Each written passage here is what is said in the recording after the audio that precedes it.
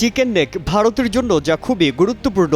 বাংলাদেশ ভারত সীমান্তবর্তী শিলিগুড়ি করিডোরে chicken neck হিসেবে পরিচিত ভারতের উত্তর পূর্বাঞ্চলকে মূল ভূখণ্ডের সঙ্গে যুক্ত করেছে, যা দেখতে অনেকটা মুরগির গলার মতো, তাই এটিকে চিকেন নেক বলা হয়। এই চিকেন নেকের নিরাপত্তায় অনেক জোর দিয়ে থাকে ভারত।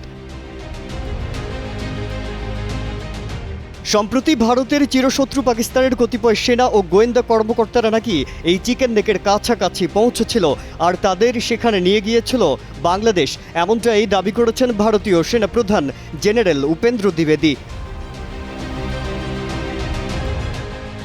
ভারতীয় বার্তা সংস্থা ANI-কে একটি সাক্ষাৎকার দেন এই জেনারেল। সম্প্রতি ভারতের সীমান্তবর্তী ও চিকেন নেকের স্পর্শকাতর অঞ্চলে পাকিস্তানি সেনা ও গোয়েন্দারা গিয়েছিলেন।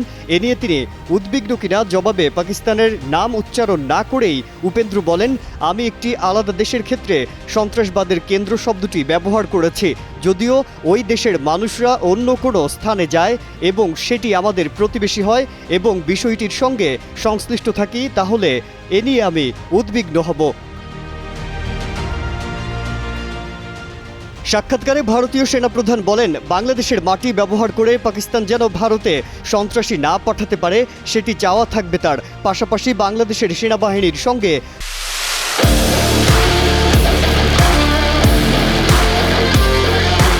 ভারতীয় সেনাবাহিনীর বেশ ভালো সম্পর্ক আছে বলে জানান জেনারেল উপেন্দ্র দ্বিবেদী।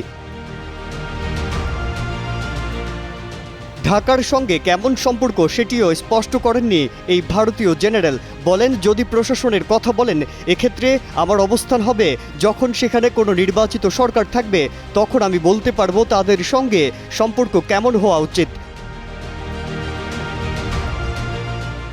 এ সময় কাশ্মীর নিয়ে প্রশ্ন করা হলে ভারতীয় সেনাপ্রধান বলেন, পাকিস্তান কাশ্মীর নিয়ে সব সময় পড়ে থাকবে এবং কাশ্মীর যে ভারতের অংশ তা মানবে না। এছাড়া পাকিস্তান শুধু ভারত বিদ্বেষী ছড়াবে বলেও দাবি করেন তিনি। তবে আদৌ বাংলাদেশ পাকিস্তানি গোয়েন্দাদের চিকেন নেকের কাছে নিয়ে গিয়েছিল কিনা তার সত্যতা যাচাই করা সম্ভব হয়নি। এমনকি বাংলাদেশের পররাষ্ট্র মন্ত্রণালয়ের পক্ষ থেকেও এর তাৎক্ষণিক প্রতিক্রিয়া জানা যায়নি। মাজহারুল আলম, কালের কণ্ঠ।